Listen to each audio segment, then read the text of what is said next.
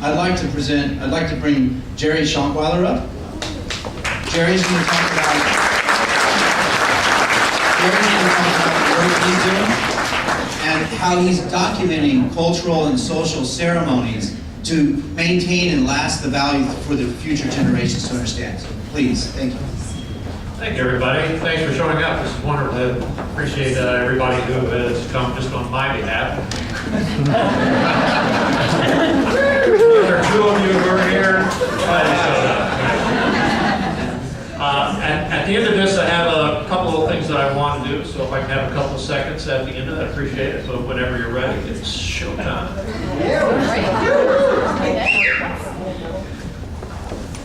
I'm talking about the Norse Twist Fest in Minot, North Dakota.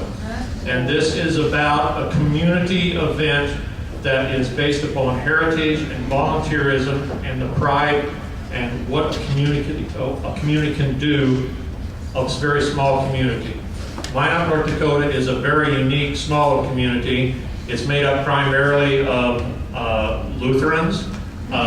It has a rumor for being very cold. In fact, when you say the temperature in Minot, the first question is above or below.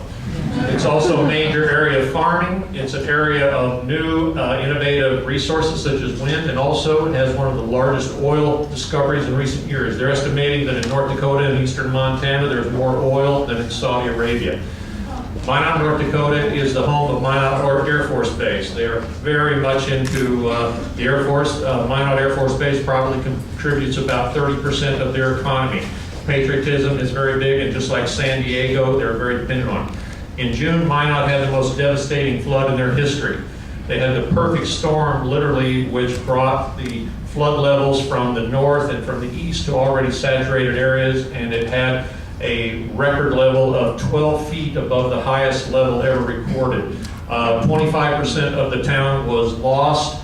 Over 12,000 people were displaced. In 1977, a gentleman started the idea of the Norse Twist Fest, and now it's grown into this situation at the Four Seasons Arena, where they have over 65,000 people come into the city over a 5-day period. It's a celebration of ethnic tradition and heritage. I'm wearing a traditional male Norwegian bunad. These are the bunads of the women, and just like in many places, all of these different bunads represent specific areas of where in Norway or other parts of Scandinavia where they were born. The event could not occur without corporate contributions. Corporations have been contributing not only money, but volunteers from their own firm to donating major prizes. This family has been giving away cars for 18 years to raise money for the Twist Fest. It's also for volunteers. This is a town of 41,000 people, and they have 3,500 volunteers every year that put this on. They have 2 paid employees. And the volunteers do everything from answer the phone to do entertainment. This was the founder. This is Chester Wright and Joy Wright. Chester is the father of my wife, Melanie Wright. Chester was the mayor of Minot for many years, and he served as a state senator, and he founded the Twist Fest. Chester, in 35 years, has never taken 1 penny of salary for the Twist Fest, never turned in 1 expense report. They have a lot of celebrities that attend every year. They have what they call the Scandinavian Hall of Fame. They have astronauts, educators, politicians, entertainers that attend and are inducted into the Scandinavian Hall of Fame to celebrate this heritage. This, of course, is Tippi Hedren, who is the star of The Birds. Her daughter is Melanie Griffith. It's also a celebration of craftsmanship.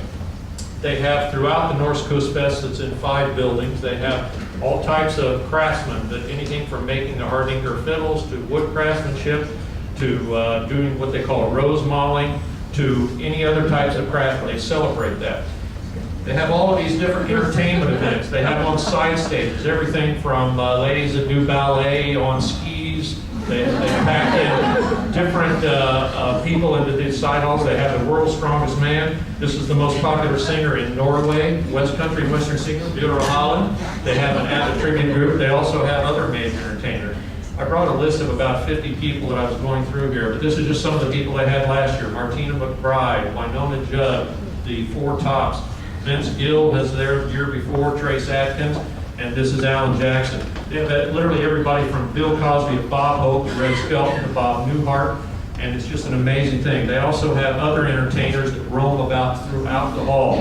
They have the Swedish dollar horse that goes around, they have trolls that dress up on stilts, and they have the walking tree that goes around. These are all things, this is a constant hub of activities that they have to make this a very popular event for all of the people from all over the world. Food is an extremely popular event. They have the world famous Ufta tacos. They bring in Scandinavian chefs. And of course, if anybody has ever had lutefisk, they have lutefisk, and it's known for its very famous aromatic odor. And they have potato dumplings called PechaKucha. It's also a very strong celebration of heritage, and so they do whatever they can to try to bring in the youth to that, not only with the bunads and the Norwegian sweaters, but they encourage the music by the youngsters. This is Winona Judd and her mother, Naomi Judd, bringing a person up on stage, and of course here's some of the other generations. They also have a lot of events with children where they bring in. They have roving entertainers with the children singing songs, the Happy Wanderer. They have, the Bunad contest. This woman comes over every year from Tromsø, Norway, and does storytelling in a little special tent. She's actually a Sami, native Sami person. And then they have other, it's fun. It's fun. Whether or not you're selling perfume, Lila perfume, whether or not you're a person that dressed up like Hans Christian Andersen and drives his RV there, and then of course, the Norwegian helmets, and then just having fun is the whole thing, and whether or not it's craftsmanship or buying thing. They have all types of side stage entertainers, everything from Norwegian dancers. They have actual combat, and you can see this sword is penetrating this guy's shield right here, so it's full contact. They even have Elvis. I bet you didn't know Elvis was Norwegian. Oh yeah, we mentioned it in a second. But it's just all about fun and roving entertainers that go around. And then at the end, it's just a tremendous celebration put on by a community that emphasizes their heritage. And also, this is the next Country Music Association Duet of the Year. It's me and Winona Judd. We'll be having a CD that will be coming out. So my whole thing is what a community can do. What the community can do. And I have one thing here. First of all, I want to ask, has anybody ever eaten lutefisk? Well, probably. Okay. Has anybody ever enjoyed lutefisk? Okay, I have one hand up there. Okay, wait, no, that's my wife. You cannot volunteer. I need one person here. If you have ever enjoyed lutefisk, I have $100,000 for you, right? So if anybody would like to sing it after that. Now also another thing that they do every year to encourage people to be friendly is they have what they call the mystery Viking. And so they will tell people that as you go around, you turn to your neighbor and you say, hi, where are you from? So if anybody is interested in winning $20 tonight, turn to your neighbor and say, hi, where are you from? There's a mystery Viking out there. Do we have the mystery Viking? Is the mystery Viking out there? Oh yes, we have her. Okay, here comes the mystery Viking right now with the winner. All right. Thank you, man. What is your name, mystery Viking? Dawn Quisenberry. Hi, Dawn. And what is your name? Lilia Pidi. Well, you look very Nordic, I'll tell you. And as the winner, we have a $20 bill in real money, and we have a DVD about the Norse Coast Fest.